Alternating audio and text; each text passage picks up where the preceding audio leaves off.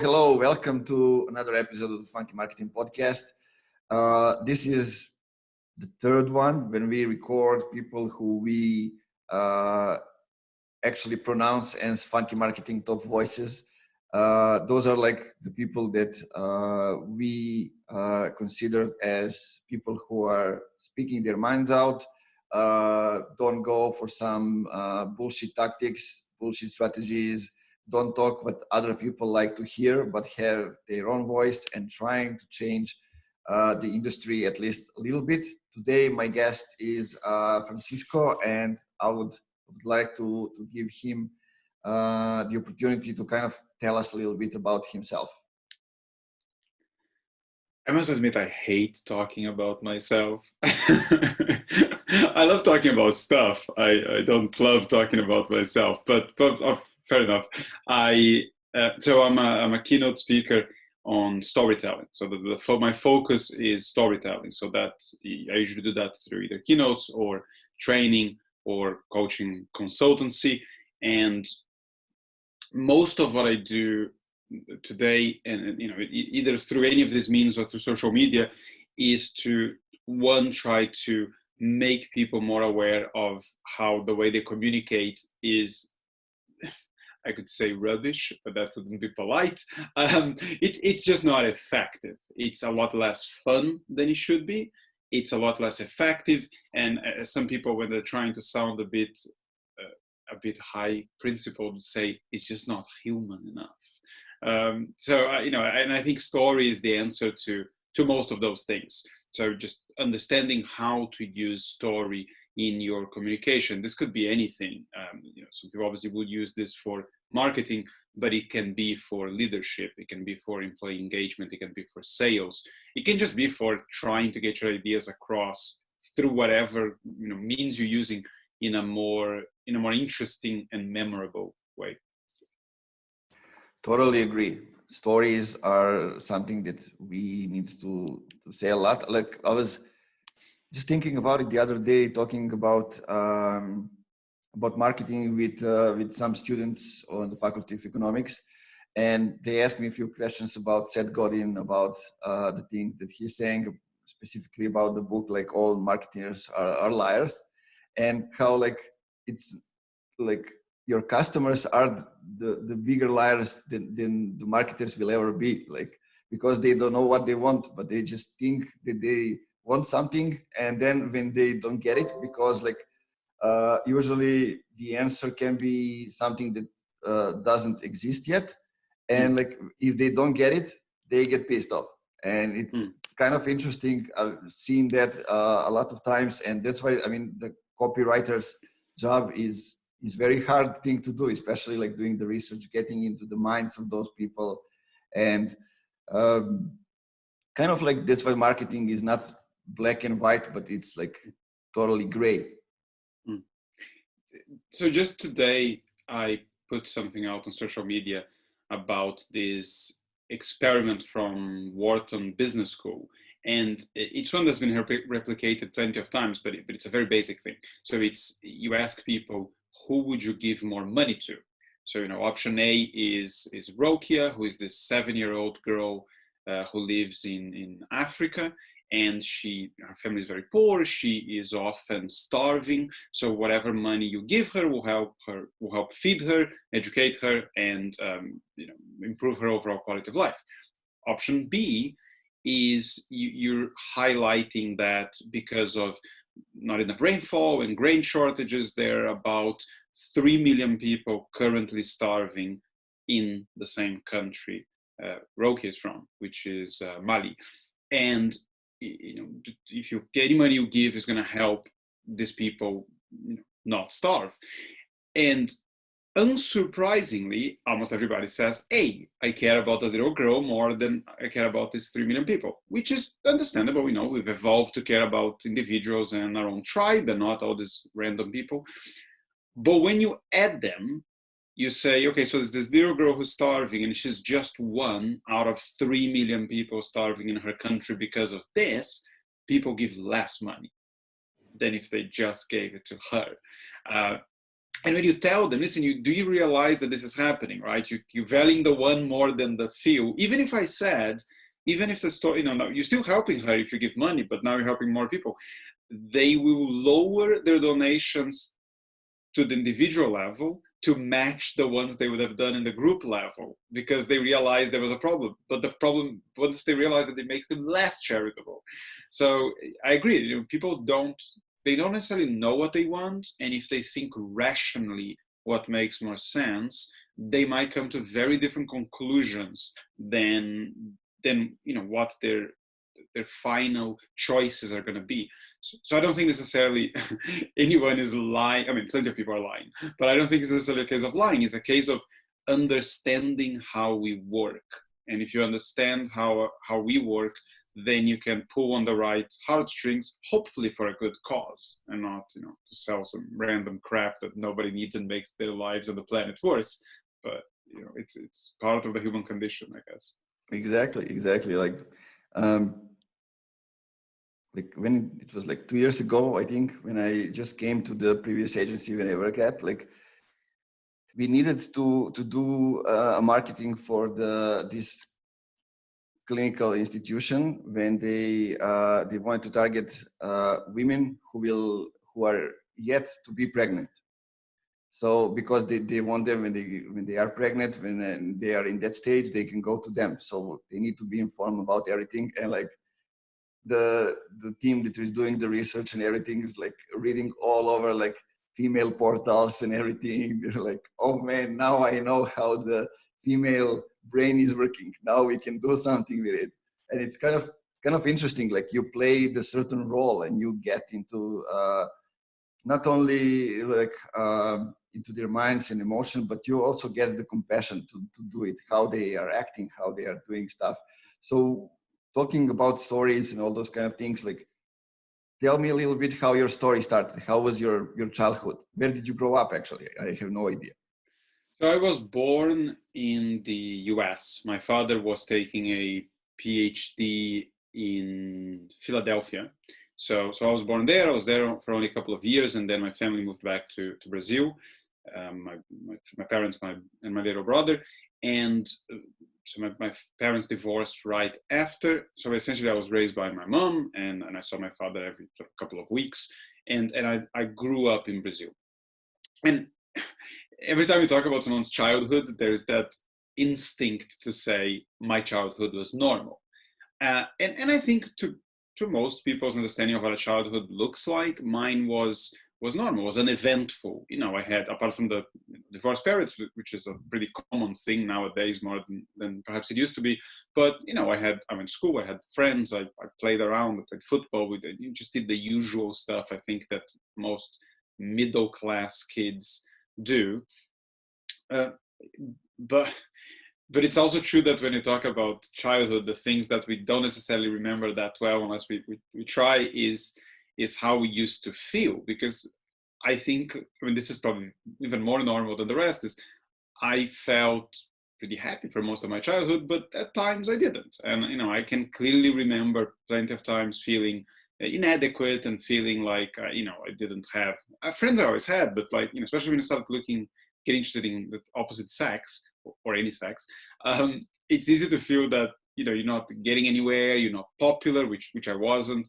I was always nerdy at the time. You're wearing a Captain America shield t-shirt. Like, that's the sort of stuff I would love to do when I grew up, but then you got butchered in school. So it wasn't easy being that kid back then. So but again, it tailored a lot of my sensibilities for now. Humor is a very good defense mechanism that a lot of people developed, and I certainly did. And other than humor, it was speaking.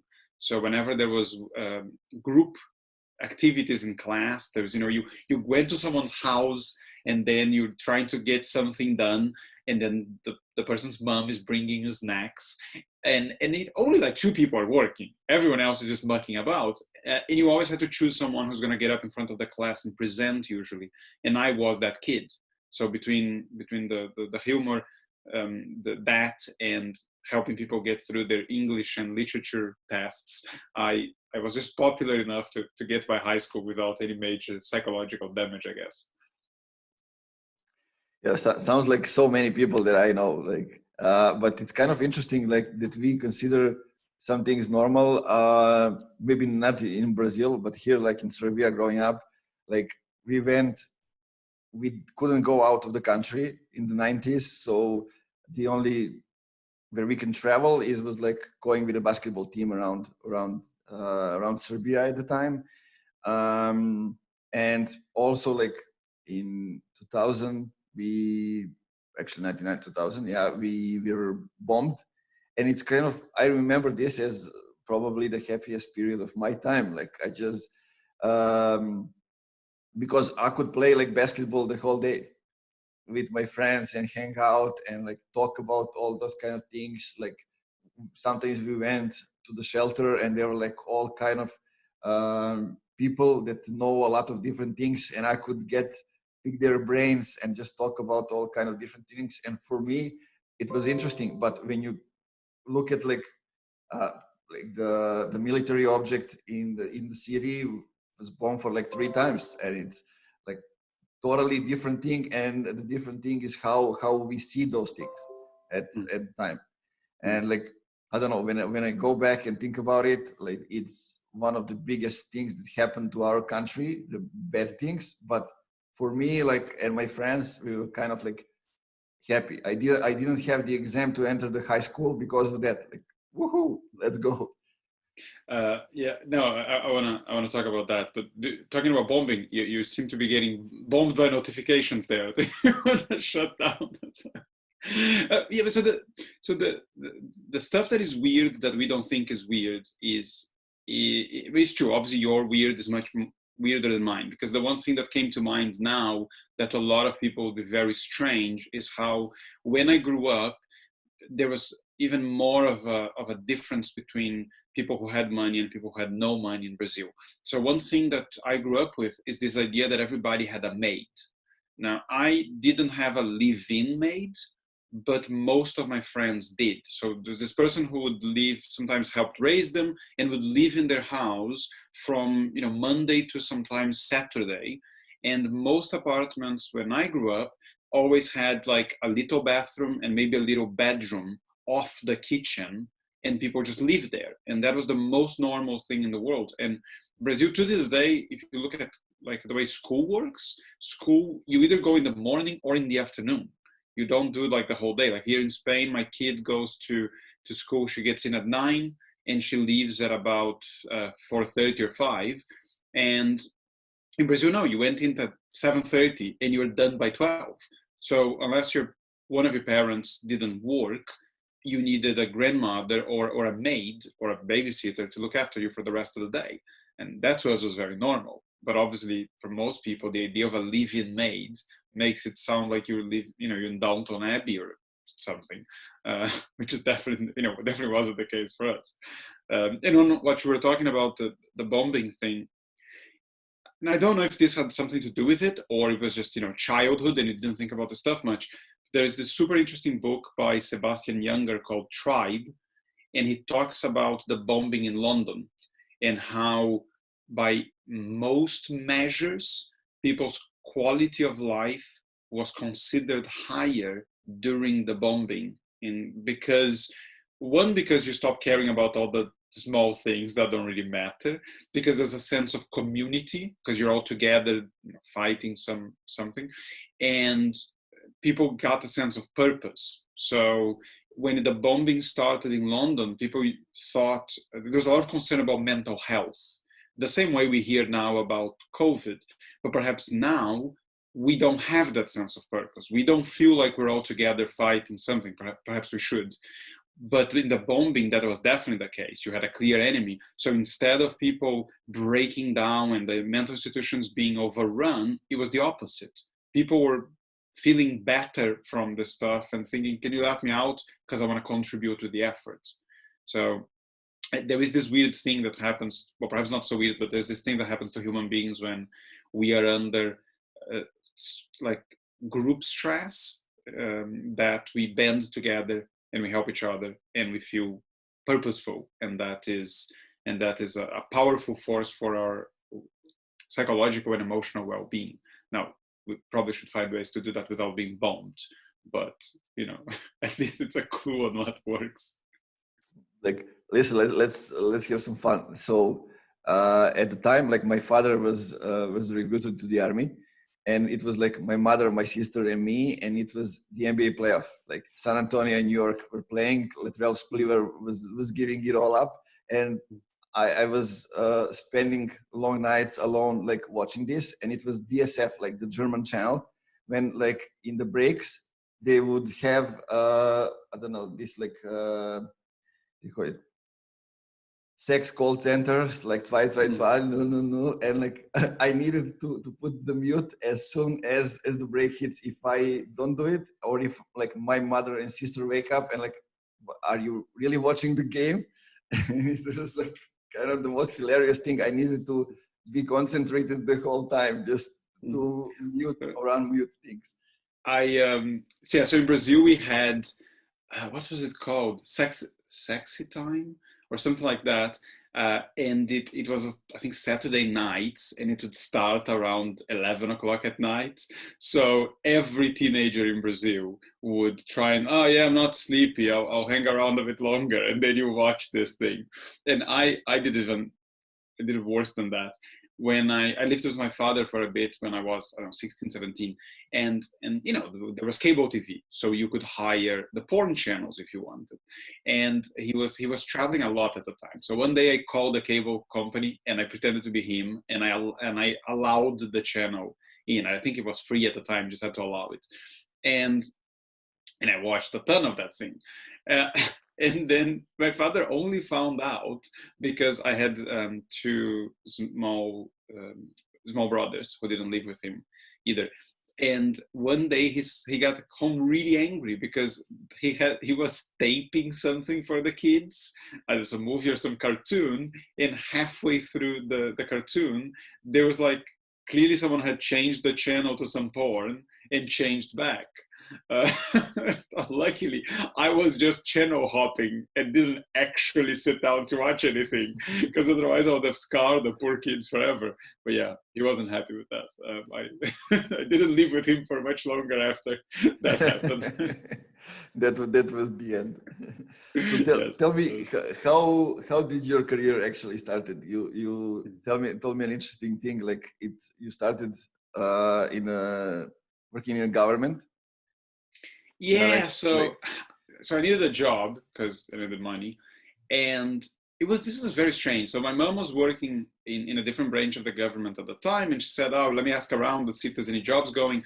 And there was this job in the local government in the south of Brazil, and they said, "Oh, we need your help to fix the website or redo the website." And I'm like, I have no idea what to do. Right.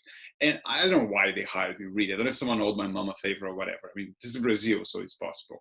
And I came in, and then they realized I had no idea what I was doing. So someone came in and taught me HTML coding, which it was all right. I learned, and I could do it reasonably well. But I mean, there was no way I was going to redo a whole website of government branch with my basic HTML knowledge. So very soon they moved me to data entry. Oh, and there was this thing, for some reason, there was like a director's room of office available when I started working. So that's where I was. And I just slept most of the time. I closed the door and slept in the sofa for most of the time. And then they moved me to data entry, which was boring as anything. And I got so bored that I started browsing through the web. And one of the things I used to like at the time was watching Buffy the Vampire Slayer, one of the most underappreciated TV shows of all time. And so I was just reading the synopsis of the episodes and people commenting on, oh, this is a really good one because Spike did whatever. And so I did that for 2-3 months, but I was so bored that I started clocking in, I think, half an hour earlier. And then I would go into the bathroom, close the door, and take a nap. And because this was the summer, I was kind of annoyed that my mates were all outside on the beach getting tanned and I was working. So, put on some stupid self-tanning lotion and then lock myself in the bathroom. So, it looked like I wasn't sitting in an office all day. So yeah, not the greatest of jobs. And I quit that one, I think, after 2 or 3 months. Yeah, I mean, it's okay for a starting job. Yeah, just to see what are the things that you don't want to do, in a way. Yeah, true. So when you look at that time and the time afterwards, like, were those the biggest challenges that you faced, like when you started, when you realized like what you want to do, those kind of things, or those are some other things, maybe things that you are facing right now when it's like COVID and things are changing and all those kind of things? In the beginning, I don't think there was much in the way of challenge. So, that job was just boring. Then I was an English teacher for a while. Then I came to Europe, which a lot of people would consider the challenge. But I don't know, things just tended to work out reasonably well. I was doing a lot of bar work and things of that nature. And then some friends said, "Oh, by the way, I think you would be good at telemarketing." I'm like, okay. And I was reasonably good at that, and then that's what I sort of started in the whole sales industry, because I was on the phone, then I was managing a team, then I was an operations manager, an accounts manager, and then eventually I left London, which is where I was living, to come to Europe, to Spain, and work in the sort of finance sector. And those things were fine. The biggest challenge, I think, before now was just that for a long time, as I got into financial sales, and I was pretty good at it for a while, but I had a big team. And although I was good and I was hitting my numbers, my team wasn't. And the company I worked for was very sales driven, and they really believed in pressure. And in the beginning, it was fun, but then it just started breaking me. We had to report figures every Friday. So I would send the email with the figures, shut down my computer, turn off my phone, and not turn it back on until Saturday, because I knew my boss wouldn't call me on Saturday. But I didn't want to get a call at 5 o'clock or 6 o'clock on a Friday going, "Oh, what the hell are these numbers?" And that just happened for a long time. And at some point, I started hitting the alcohol, and I went from drinking maybe a glass of wine a night, which I probably still do, to drinking most of a bottle a night. And it started genuinely affecting me. And it still took me, I think, 2 or 3 years to realize, listen, this is not healthy. I need to do something about it, and then quit. And now what happened was, what I was doing was fine. It was just a bit boring. I wasn't excited about work. But I've been talking for ages. I've been speaking as a hobby for a long time, and telling stories and all of that. And people kept asking me, "Why don't you just do this professionally? You're putting all the time. I might as well just get paid for it." And it was never something I thought about doing seriously. But then I decided to do it, and I decided to do it this year. So I started getting my ducks in a row, and I got the website sorted. I started getting the podcast done. And by the time I was ready to say, okay, now I can start really telling people this is what I'm doing and starting to get the work in, it was maybe the month that we went into lockdown. So it's not been easy, because you spend a while with sort of a plan, and then you get punched in the face. And it takes some time to say, okay, all of the stuff that I was thinking that I wanted to do is not going to work for maybe another year. So do I wait? Do I try something different? Do I just adjust? And that's what I've been going through now. And it's difficult, but compared to the previous experience I had with the job, that was with the pressure and all of that, that was bad difficult. This is mostly good difficult. It's challenge on top of challenge, and it gets frustrating at times because you have to keep learning new things. But I've learned a ton of things this year that perhaps I wouldn't have learned had this been more of a normal year. So it's a challenge, but it's the type of challenge that I'm happy to take. Not every year, but but every now and then, I think it's the way to level up. Yeah, totally agree. This year was like kind of challenging, but I feel the same way. Like I learned a lot, and like I learned that I can trust myself with so many things, with so many ideas that I have, and all those kind of things. And like I just need to go over there like and show to the world the things that I know, and also kind of like it was time to build my own team and start doing those things. But like pandemic and everything else, I thought that it would change some of the things when it comes to marketing and sales, like maybe eliminate the companies going after meaningless MQLs, but it didn't happen. I don't think it's gonna happen soon. But anyway, what are some things that you are seeing that are like considered the bad practice in marketing and sales overall? Well, I mean, there's been a lot of bullshit with both the pandemic and with Black Lives Matter, with a whole bunch of companies just trying to jump on a bandwagon. And I think it's great to support the causes you believe in, but sometimes you can just see that it's in Portuguese you'd say it's from the mouth out, right? So you feel that doing blackout, on Black Friday on Instagram is supporting, anti-racism, and so you do it, or you put in the little hashtag BLM on at the end of your post or whatever. That doesn't make any difference. And a lot of companies have just said stuff, but then you go in and look at their employment practices and you look at the stuff they've been doing when it wasn't considered fashionable to do it, and they don't really believe this stuff. They're just saying it because it's the thing to say now. So that's one thing. The other stuff that I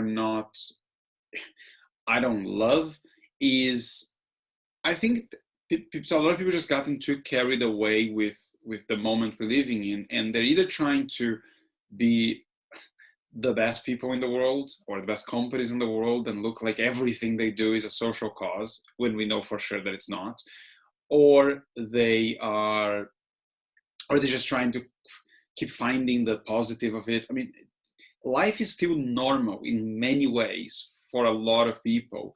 And I think companies, it's okay to just talk to your customers the way you need to talk to your customers about the problems they have that have nothing to do with pandemics or lockdowns or anything else. So if you're Patagonia and it's a big thing of your marketing to be socially responsible, fine, by all means do. But if it's not, and you want to find ways to support, then there are some good ways. And just today I saw something about, like, Burger King has had some pretty cool initiatives, and they did one just now where they are talking about other food from other restaurants, like smaller restaurants. And it says, that there's the Whopper, but there's also the tacos from this place, and there's the, whatever from this other place. And, we think it's okay for us to stop posting pictures of burgers on our Instagram for a while and give these people a bigger reach so they can promote some of their stuff. Now that's cool. Right? I think that's a cool initiative, right? This is not them saying we fully stand behind the families affected by it. It's just like, fine, you're gonna do it. Don't brag about it. Just do it. People realize it's cool and you'll get the karma points for it. But if it's not your thing, if it feels artificial, don't do it. Then just post pictures of your burgers. Right? People are still eating burgers. It's fine. Yeah, it's happening. It's happening a lot. I was having a conversation with Pep Laya the other day about like the messaging differentiation and those kind of things, and it really can be seen that a lot of companies are trying to force themselves into that, to force themselves to talk about things that are around them and things just so they can get some few points that they can get like the public to talk about them. But instead, what should happen is that the companies should actually know what their values are, what the culture is, and based on that, like there are specific topics that they want to be loud about, not about everything, not every day the other topic, not like how it goes, like, okay, now we have certain things happening in US, like Black Lives Matter, we're going to be loud about that. Then another thing is happening, we're going to be loud about that too. No, just choose what are some things that are important for you as a company and for your customers, possibly, and then just go into that, because you cannot change the world just by talking about different stuff every day, but you can change at least a little bit if you focus on specific things that are aligned with your values.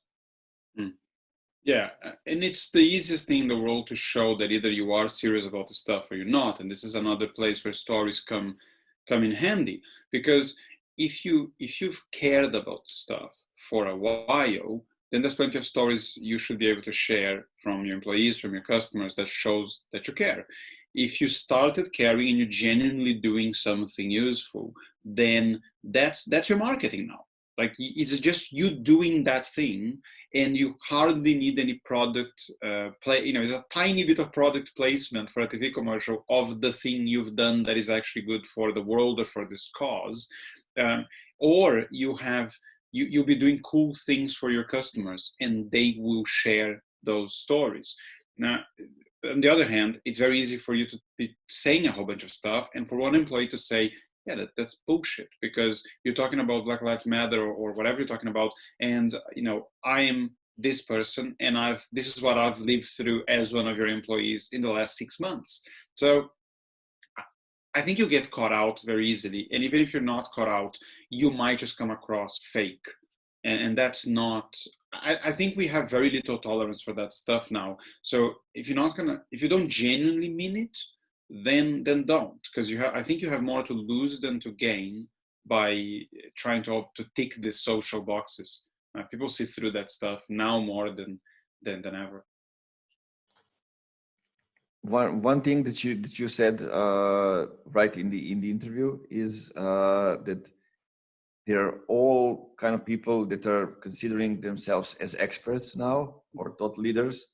And what I see, and the thing that I'm trying to teach also the companies, very like professionals from those companies, is that when somebody comes, let's say, to your LinkedIn page profile, they need to see kind of the story. How did you become that person?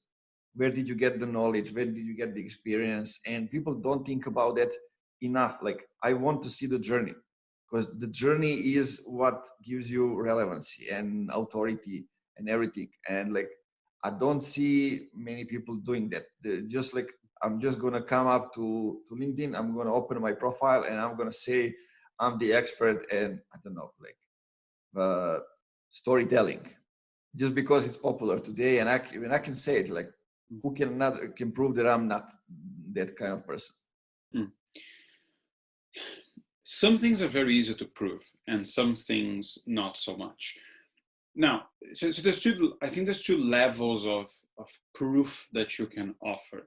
And for me right now, one of them is easy, the other one is getting easier. So the easiest way for you to prove that you are a relevant voice in whatever industry you're in, or that you are any type of expert, although I don't think you need to call yourself one, is just do the thing that you say you're helping people with or teaching them. So storytelling, for example, is a pretty easy one. Now, there's a lot of people that use storyteller in their, say, LinkedIn name tag, right? So they're storytellers, or they're brand storytellers, or whatever, right?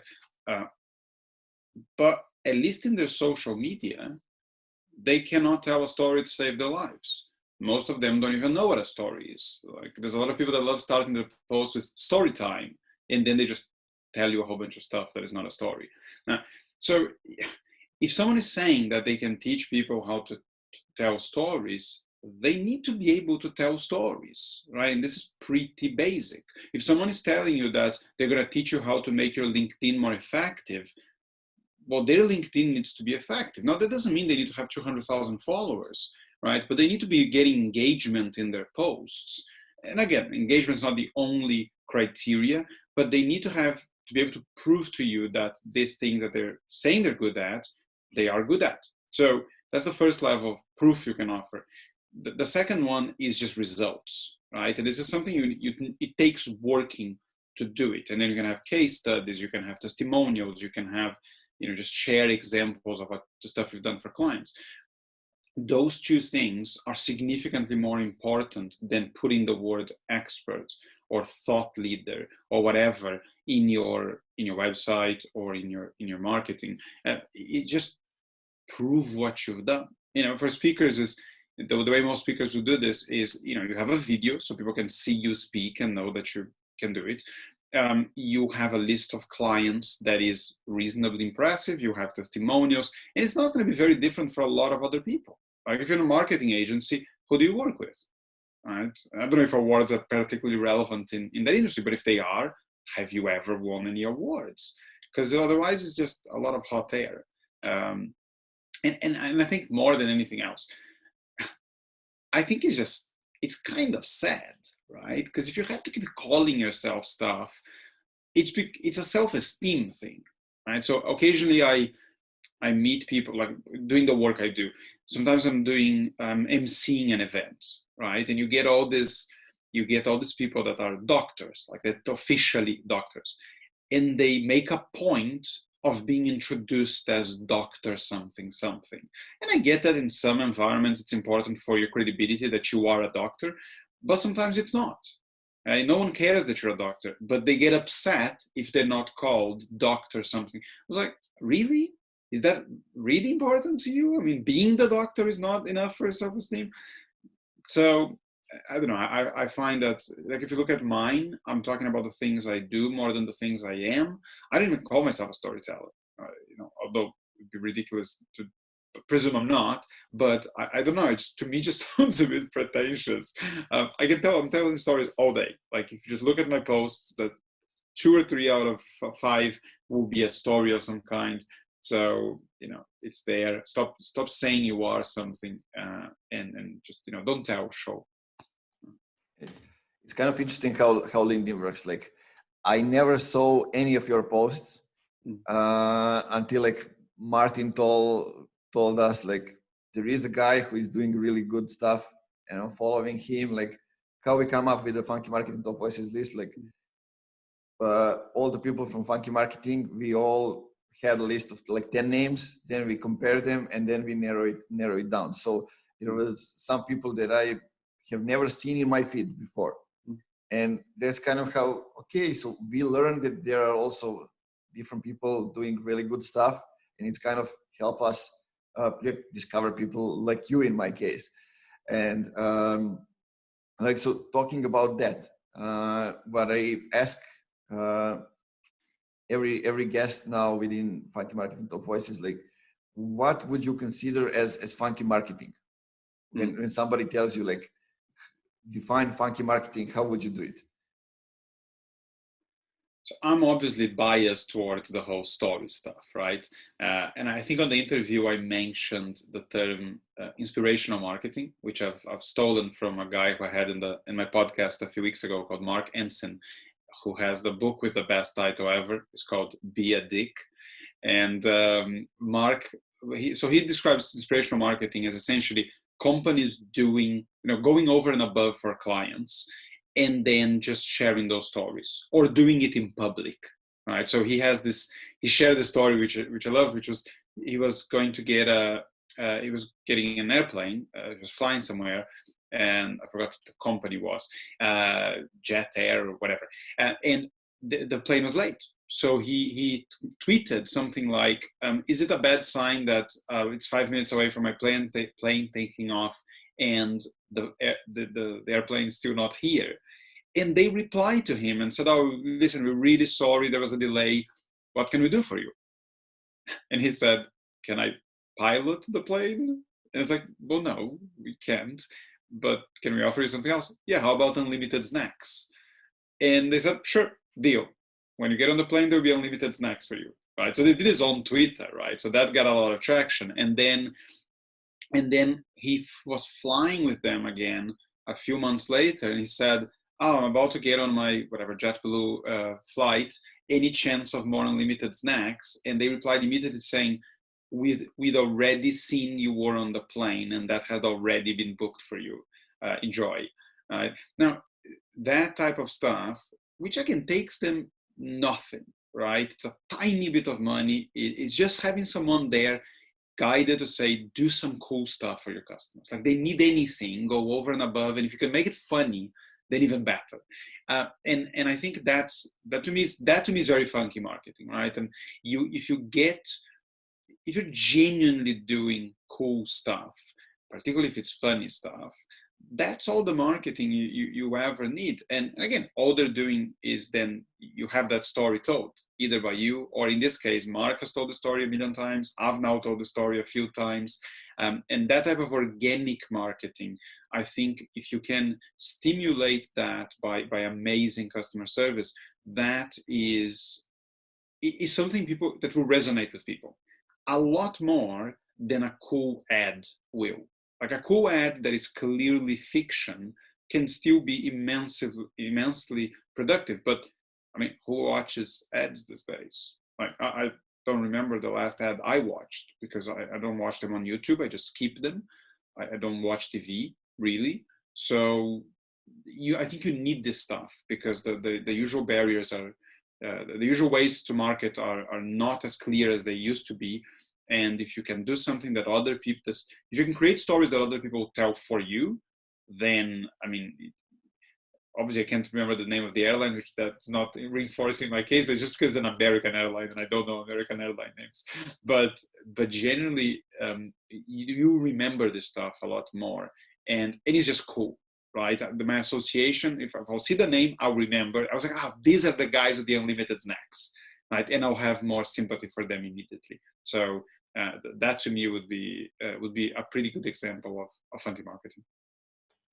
Amazing examples. I love to hear and read about those kind of stuff. I remember when I just started in marketing, like I didn't know actually what was marketing. When I was studying also marketing. So for me, when I started to study marketing, it was all like advertising. So I look all kind of examples, but those were mostly examples from advertising. And like when you go deeper, and especially on Twitter, when there's conversation with the customers is really taking place. And when you go, if you are angry on someone and you want to let it all out, you go on Twitter, and you can see all kind of companies and the way they handle those relationships. And you can easily spot who's good at it, who's bad, who's like improving even. And there are so many small examples that you can just take out and show as really good or really bad practice. Mm-hmm.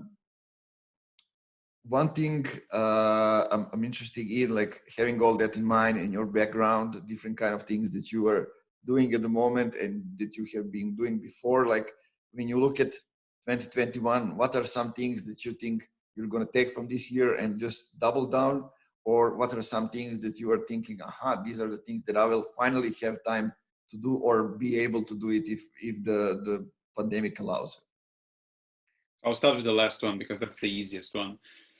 The thing I'm really looking forward to do is getting on a stage again, because this is something I really love doing. And as much as I've adjusted to telling stories in front of a computer, my part of it is okay. So what I'm putting out is okay. Sometimes it's a lot easier, but what I'm getting back is very different. I mean, there's just no comparison in telling a story or giving a speech in front of 100 people, 200 people, particularly if you're trying to do anything funny, and that tends to be what I go for often, because you get all that energy back, you get instant feedback, and this is very difficult with the computer. So humor is terrible on the computer because you just no idea if you're bombing or not. I mean, you can get a feel, but it's not the same.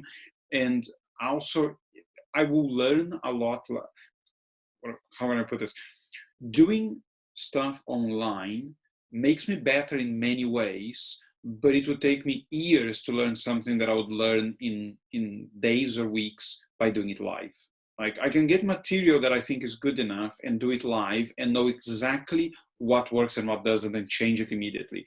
Online, yeah, I mean, if you get people that you trust to give you proper feedback, maybe, but I can't judge it myself. It's very difficult to figure out myself. So that I'm really missing the stage, and that's what I hope we can get back to, at least to some degree, next year. What I'll take out from this year, there's probably too many things to count, because I didn't have a podcast, I didn't have any social media, I didn't hadn't done a lot of the stuff that I've done this year now, like event moderation. I hadn't really done that. There's some types of training that I hadn't really done. So all the technical stuff, like, you can see a boom arm here, and I have a green screen. I had no idea about any of this stuff about 8 months ago. So all of that is useful. But I think to me, the main thing that I'll take out forever, I hope, is as soon as I started doing something that I cared more about, as soon as I started turning what was a passion and a hobby into what I focus a lot of my time and energy on, it just changed completely what work means. Because, I was writing a book, and I did that in the midst of having 2 small kids and doing it at night because I had other stuff to do, and that was fine. I didn't mind getting 6 hours sleep instead of 8 because I was writing a book. Now I still edit all my episodes on the podcast, and I do all the research for the guests. I don't mind any of that. I enjoy doing all of that. So like if my kids are going to be at home now for 3 weeks because of the holidays, so I'm screwed. But if my kids like weren't around for a few weeks, I wouldn't think, great, now I can go party. I would think, great, because there's all this work I want to get done, that I want to get done, and that I enjoy getting done, and now I have all the time to do it. And that's not something I had felt for many years, and you forget about it. And that fire, lit under your ass, it's the difference between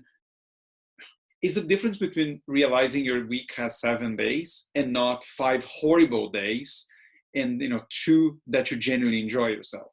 And I hope never to forget that. And I hope that if this job, or at least the way I'm doing the job, starts feeling the way that it used to feel back then, that I'll realize quick and change, because it's just a different experience of life. There's just no comparison. And every time someone talks to me about how tired they are from work or how miserable they are, I tend to think now that I don't know if they can change the way I have changed this year, but I really hope they do, because it just changes their experience of life in such a meaningful way that it's difficult to put into words. I can actually feel the energy while you were talking about it. Like, those are the things that I love to do. We have more time to do it. I would do it. Like, I feel like my wife is feeling that way while she's listening to me, and she's not very happy that when I add also MBA in the night to all this stuff. But like, it reminded me of yesterday. I was also thinking about those things, about what's coming, and about just an opportunity to work more on some things that I can now. I couldn't do it before, and like going back from the office, I'm usually on my bike, and like the song started, Bruce Springsteen, I'm on fire. The song is talking about totally different things, but for me it meant like, oh, I'm on the right way, and there's like the fire has started, and we're just going this way, and it's something that it makes me really excited.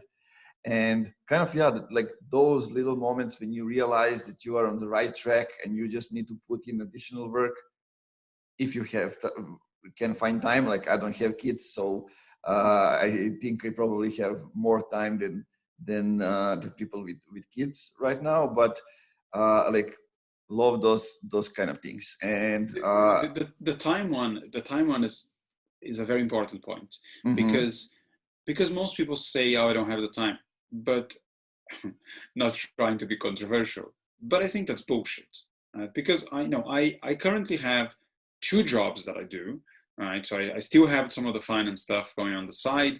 I have all this speaker stuff, which is not one thing. There's the podcast that comes out every week.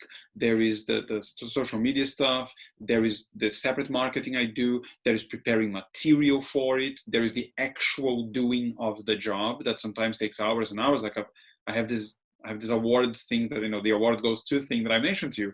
I spent 3 hours rehearsing that. Now today I have to check the pronunciation of another, 50 awards or 50 winners. And then I'm going to spend 4 or 5 hours doing the thing. Okay, so I don't have a great deal of time, and I have one of my kids is 4, and the other one is not even 1 year old yet, and I actually help. No, it's not. My wife doesn't do everything, but I don't watch TV, and because I'm working from home now, I'm not spending time commuting. And my wife nagged me about some of this stuff the other day, and I said, listen, nothing that I'm doing is leisure. That is not the way people understand. Like, I'm not. every podcast I'm listening to feeds my brain in a particular way that and it's not all about work, but it feeds my brain in a particular way that is useful for work. The stuff, if I'm reading books, and I read a lot of stories, but I also read nonfiction books that will help me do my job better. So very little of my time is spent, I'm just chilling, watching Netflix and just for fun. So I think time is an excuse a lot of people love, and it is true in some cases, but take all the time you're spending on social media and all the time you're spending watching TV shows or whatever, playing video games, and that is probably 2 or 3 hours a day for most people, right? Particularly if you just count every 3 minutes that you go check your phone, reply to a few posts, like some stuff, and then go off. That we can easily find 2 hours a day if you try a bit. Even if you commute a lot, and if you commute a lot, listen to stuff, read while you're commuting if you're not driving. And then you find the time, right? And, you can find an hour or two every day if it's really important to you to find that time. And so, I think it can often become an excuse that is not, I think it's just that, an excuse. I totally agree. This is something that I'm seeing for a lot in these past years, and like people don't know how to organize their time, don't know how to inspire their brain to work. Also, like this is also important thing. Like somebody is like needs to run and listen to a few podcasts so they can get into the certain topics and talk about it. Not like all of us are just like we can talk out of the sudden of the things. Some of the people need to feed their brain to think about certain things, or maybe do some things outside of the work to spark their creative juices. That's also some things that we don't talk enough about. And that's an ongoing process though. So for example, among the many weird things I do, one of them is that I'm an obsessive reader.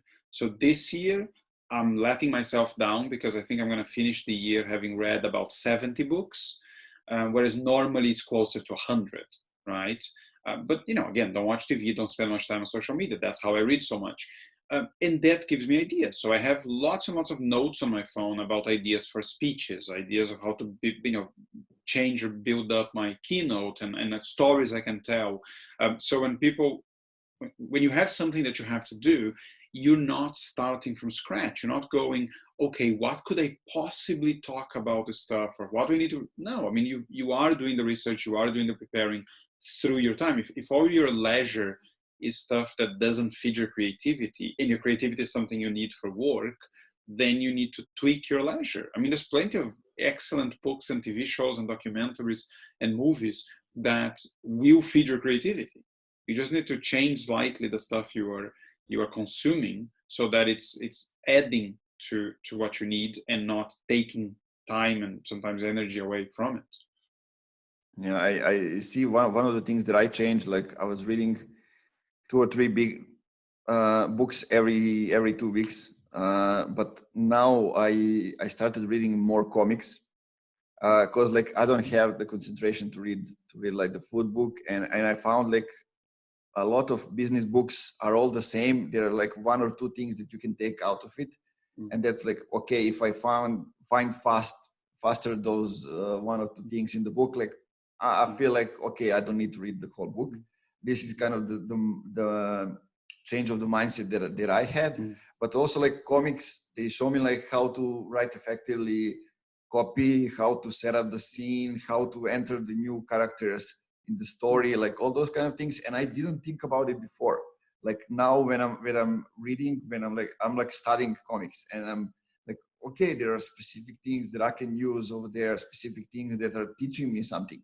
And not, I mean, only the comics, but the story behind them. How did they develop the characters? How everything went on, and like I found like a new hobby, and it's interesting. I'm talking to people like there are people who are doing like physical work. They have the money to actually buy comics, and there are also people that have like, I don't know, not average but little above average salaries that can afford to buy comics. And like those are 2 groups of people that are reading the comics, and all of them are doing it from different reasons and with different backgrounds. And it's kind of, another story which is interesting, and I don't know, things that I'm just seeing. Well, technology has made a lot of this stuff easier and more affordable. So, for example, with comics, which can be very expensive, and it's very easy to get. I want to get a whole season, a whole series of something. I mean, every comic will cost you like $5-10, and then you're spending a few hundred to get the whole season, the whole series of something. But now I think there's a app or a website called Comics with an X, and then it's a subscription, and you just pay and you can read as many comics as you want. My brother just told me the other day that in the lockdown he started reading the Walking Dead comics, and he read now all of them, and I think it's something like 170 sort of thick ones. And if we, even with the books, like, it's not how I read. I like reading the whole book, but there's an app that a lot of people like nowadays. I think it's called Blinkist, and they're just giving you the takeaways of a lot of books. So if someone wants to learn, some people learn better with podcasts. Some people just want the takeaways. Some people, there is no shortage of ways to feed your brain if you decide you want to do that. You just find the one that works for you. There's nothing, all of them have their advantages and their disadvantages. Just find what works for you and do that, and not just do stuff to keep your brain occupied without necessarily learning anything. Entertainment's great, but there's no reason why the entertainment couldn't have a tiny bit that helps do all the other stuff. Agree. We are close to the end, and there is one thing that I'm asking all my guests is there a topic or a sentence or something that we didn't talk about and you want to get into it, or a message that you want to tell to the audience? Is there anything that you would like to say, like, for the end? So I should probably talk about stories, but I won't. And what I wanted to talk about is something we've been talking about to some extent just now, which is, so in the interview I described this as mental health, but that's kind of misleading because people tend to think of mental health as, things like depression and anxiety. But I have, from the past few years, have realized and become sort of surprised about how little attention we pay to the health of our brain. Because both of us wear glasses. It's very difficult to see anything if your glasses are dirty or if they're cracked. But our brain is like the glasses of our whole experience of life. If your brain is foggy because you're always anxious or angry or upset, then you're not going to experience life in the way you could. And some people have problems that need medical attention, and that's not necessarily what I'm talking about. What I'm talking about is how very few people worry about doing something that makes their brains work better. So to some people, it's just more of the right stimulation, so the stuff we were talking about. But to a lot of people, are practices like meditation, right? Or some type of practice that helps you become a little less distracted, a little less stressed out. And every single person you speak to that says, yes, I have been meditating for a few months, a few years, you're not going to get a single one of them saying, yeah, it's not done anything for me. They'll all say, yeah, it's been very helpful. I'm calmer now. I'm less stressed out. I'm less anxious about stuff. But I don't know you, but almost no one I know personally does it. So if I think of the people, like all my friends, or the 12, 14 people that I spend most of my time with here in Barcelona, maybe one or two of them tried and didn't stick with it. If I broaden that out a little to a lot of the people that I know in Barcelona, there might be maybe 10 people, 15 people out of maybe 100, 150 that have some sort of practice, but it's a tiny percentage of most of the people I know. And to me, that's just crazy, because we worry about looking good and feeling good and looking healthy and losing weight and a lot of the stuff that often has very little impact in our quality of life and in our actual health. But very few people worry about keeping their brain in the right shape. And if you don't do that, all this other stuff is either not as good as it could be, or actually useless. Like you can be so massively successful professionally. You can have the marriage and the children, the big car, the big house, if those are the things you want, and none of that matters if your brain is not working properly, because you'll still be miserable, you'll still be anxious, you'll still be stressed out, and you can have very little. Or you can live in Serbia and bombs are falling on your head, and you're still enjoying life because your brain is making it easy for you to do that. And sometimes people are born that way, but you can definitely train yourself to be more that way. So that's something it gets talked about, but now the conversation is more about the more extreme types of mental health, and not the everyday making your brain work a little bit better mental health that I think is the one that to 95% of the population is what they really need and are not doing at all. You reminded me of a period in 2015. Like I was doing something totally else, living out of the activism, and like in the middle of writing projects, in the middle of the deadlines, like my father got sick. He actually died out of cancer 3 months after that. Like at the same time, my mother was in the hospital. She couldn't walk, and my sister was pregnant. So it was all up to me. And I just dropped out everything that I work at to take care of that. And I needed to get myself in the mindset and to get my brain so I can like be focused on that.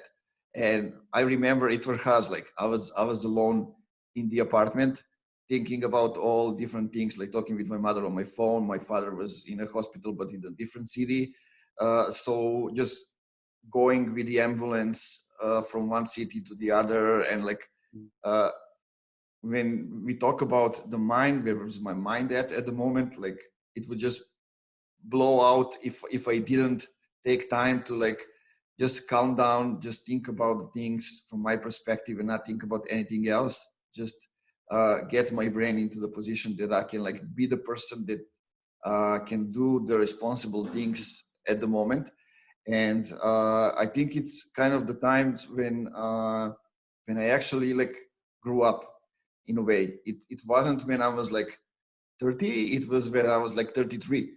So it happened in a different period of time, but just some line of events caused me to kind of change the mindset, change the way I feel about life, the way I feel about health and everything else. Like, and I did a lot of things after that. Like I started even the Beardman Club in my hometown. That a group of people, we all held beards, and we were loud about men's health, about things that nobody's talking about, and it's kind of gave me another perspective of life. And I'm still doing it. Like now I'm when I'm in Novi Sad, I have like the Danube River, so I take maybe not every day, but like an hour every 3 days to just go and look at the river, and kind of like this is meditation for me.